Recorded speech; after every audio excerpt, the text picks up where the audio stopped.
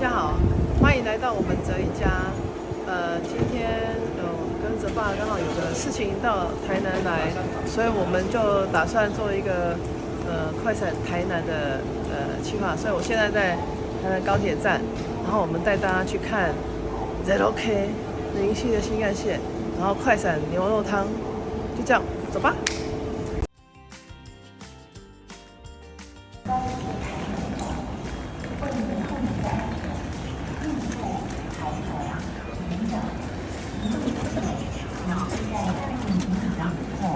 凭借第五节车厢票搭乘电梯，若需要转乘台铁，请由2号出马或是2号出口。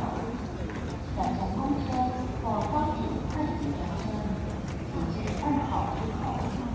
搭乘自行车，请到3号出口。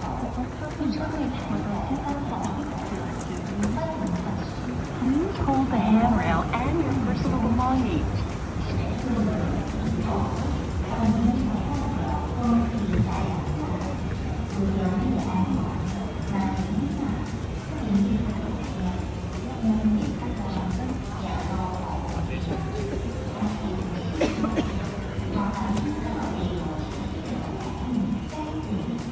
真的。3号出口出来，过就可以看到 ZK 停在这个地方。那我们过个马路，带大家去看看 ZK。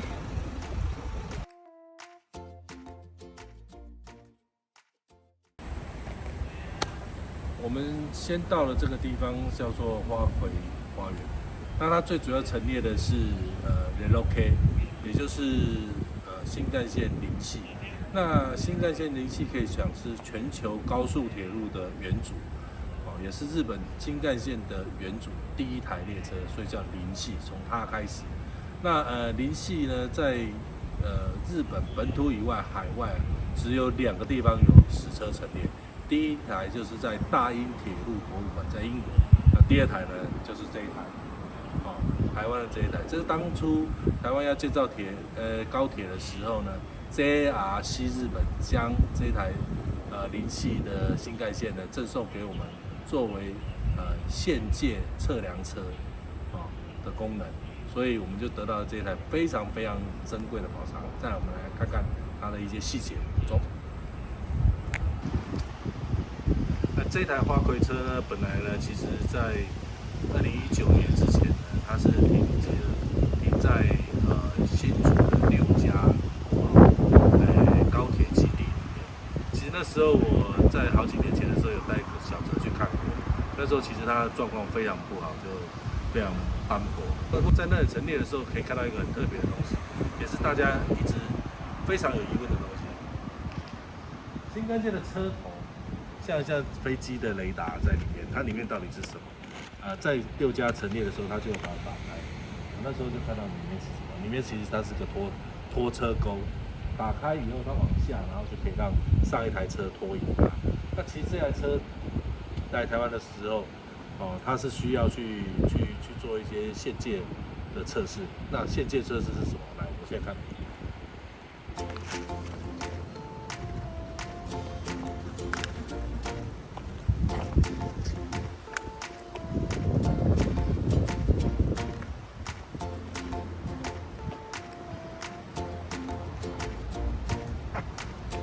这个就是限界测试。首先，我们谈到为什么这一台车要被绰号叫做花魁车。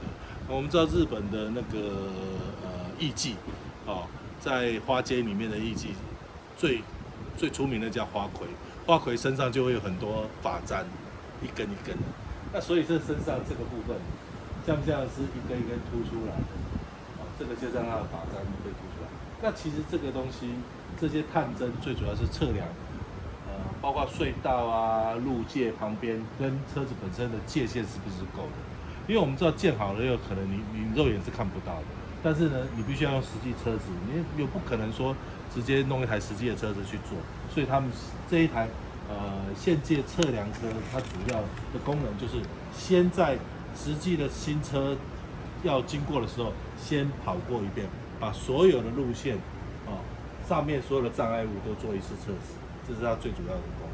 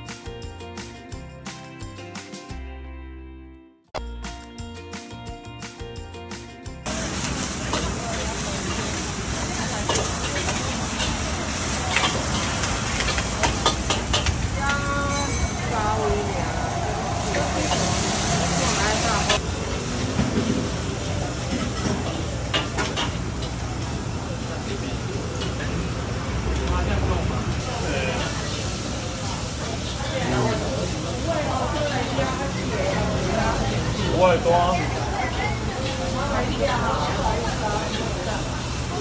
还小元税，我靠！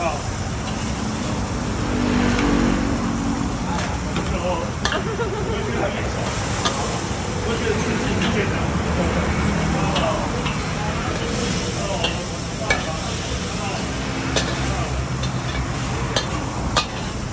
他现在没有。